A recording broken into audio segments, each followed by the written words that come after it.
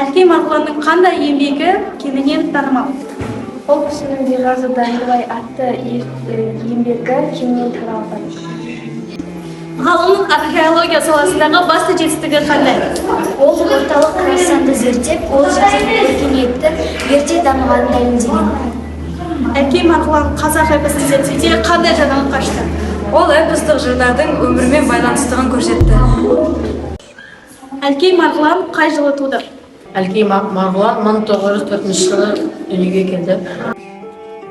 Оның еңбектерінің маңызы қандай? Оның тарихы мен мәдениеті қазақ халқында өте маңызды.